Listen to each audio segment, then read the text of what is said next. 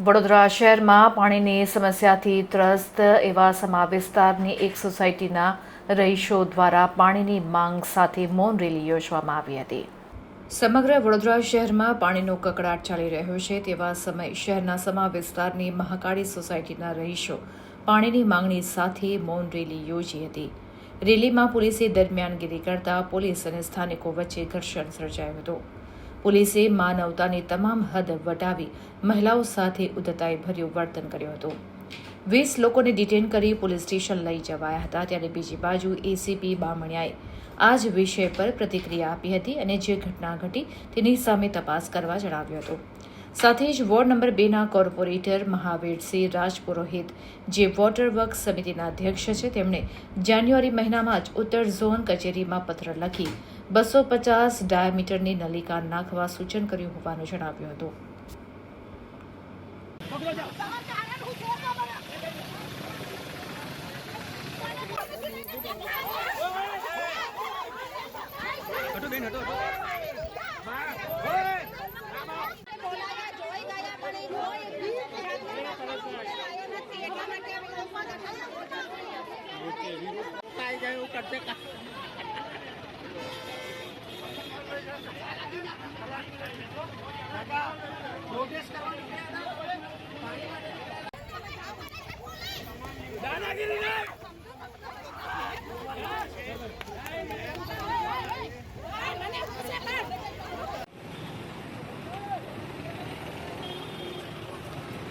ओ भाई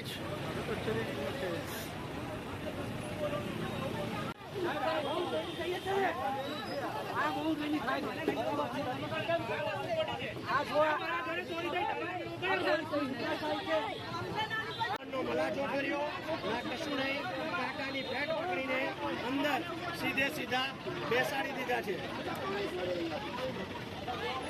પણ આવી તો થોડી લઈ જાય દાદાગીરી કરીને। તમને કઈ પૂછ્યું નહીં? મને ખાલી બેસાડી દીધો। મેં ખાલી પૂછ્યું કે આવી તો પકડીને કેમ લઈ જાવ છો, એમાં મને બેસાડી દીધો ખાલી બસ। અમે સરકારને શું કહેશું? હું સરકારને શું કહું? ગુજરાત સરકારને આ પોલીસોએ મને શેની માટે બેસાડ્યો પણ એ તો મને કહો। મેં ખાલી પૂછ્યું એમાં મને બેસાડી દીધો। તમારા વિસ્તારમાં હું નીલકંઠ સોસાયટીનો પ્રેસિડેન્ટ છું સાહેબ, બરાબર? તો પૂછું તો ખરો ને કે તમે આ બધાને કેમ લઈ જાવ છો। ખાલી પૂછ્યું એમાં તો કે તમે બેસી આ વ્હાઈટ વાળા ભાઈ છે એને મને બેસાડ, મારો વાંક શું એમ? તમારા વિસ્તારમાં ચોરીઓ થાય છે? કોઈ જોતું નથી સાહેબ, ચોરીઓ થઈ આ એક જાતની દાદાગીરી થઈ ગઈ છે હવે। ભાઈ મારી તબિયત હું શું કરું? દમણનું કઈ બાબતનું તો નથી, પણ કાલે એક એપ્લિકેશન આપી કે થાળી વાટતા અને વગાડતા અને રોડને અડચણ થાય ને લો એન્ડ ઓર્ડર મુજબ વ્યાજબી ન લાગતા તેને અભિપ્રાય આપવામાં ન આપેલો અને આની તૈયારી રૂપે જે પ્રદર્શન કરતા એ વ્યાજબી નહોતું એટલે પોલીસે તે 7 લેડીઝ અને 8 જેન્ટ્સને ડિટેન કર્યા। અચ્છા, જે રીતે સોસાયટીની અંદર વિરોધ કરી રહ્યા હતા, રોડ પર આવે તો કોઈ પણ પ્રકારનો અત્યાચાર લોકોને અડચણ થાય, રોડ ઉપર આવવાની તૈયારી જ હતી એટલે પોલીસે કર્યા। પણ જ્યારે સોસાયટીમાં કરી રહ્યા હોય રોડ ઉપર આવે તે સમયે હા તો એની રાહતા ના જોઈએ મેડમ। સાહેબ નિયમ શું છે? સોસાયટીની આંગણે ઊભા રહીને પ્રદર્શન ના કરી શકે, ભેગા ના થઈ શકે? હવે ડિપેન્ડ કરે છે કે લો એન્ડ ઓર્ડર મુજબ પોલીસને શું લાગ્યું છે એ મુજબ કાર્યવાહી થાય। અચ્છા, આપના દ્વારા જ્યારે મહિલાઓ માગણી કરી રહી હતી, જે રીતે વાતચીત કરી રહ્યા હતા, મીડિયા સમક્ષ પોતાની વાત મૂકી રહ્યા હતા, તે દરમિયાન આપના પોલીસ દ્વારા મહિલાઓને ધક્કે ચડાવવામાં આવી હતી, આ કેટલું યોગ્ય વર્તન કહી શકો છો?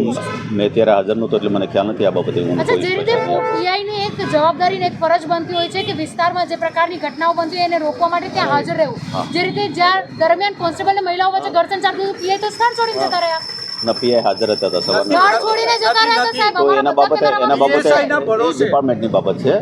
અને આપની મહિલા કોન્સ્ટેબલો જ્યારે મહિલાઓને ડિટેન કરી દીધી એના પછી હસીને જશ્ન મનાવી રહી છે, આ કયા પ્રકારનું પોલીસનું વર્તન? કયા પ્રકારનું જશ્ન તમારા ધ્યાનમાં? એટલે હસી રહ્યા હતા મોટે મોટેથી કે આપણે કોઈ મહિલાઓને હસતું હોય તો એનો મતલબ કે જશ્ન મનાવવું એવું કોણે કીધું? માણસને એટલે એમને કોઈ વસ્તુ થાય એટલે પોલીસને મતલબ એકદમ સિરિયસ ગંભીર થઈ જવાનું તમે એવું માનો છો? તો તમે શું કહેવાય હસીને જશ્ન એટલે કયા પ્રકારનું જશ્ન? એમાં કઈ ત્યાં કઈ ફટાકડા ફોડતા હતા પોલીસ?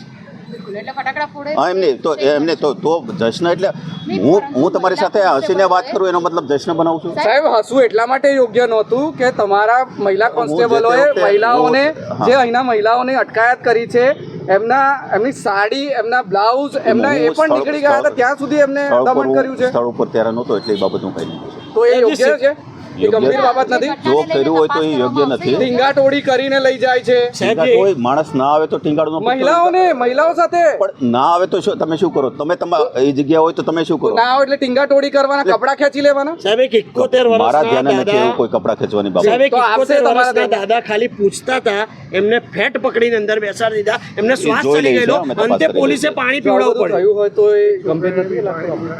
ગંભીર એ બાબતે તપાસ કરશે અમારા ડીસીપી સાહેબ કહે છે એ મુજબની કાર્યવાહી કરવામાં આવશે. ઓકે.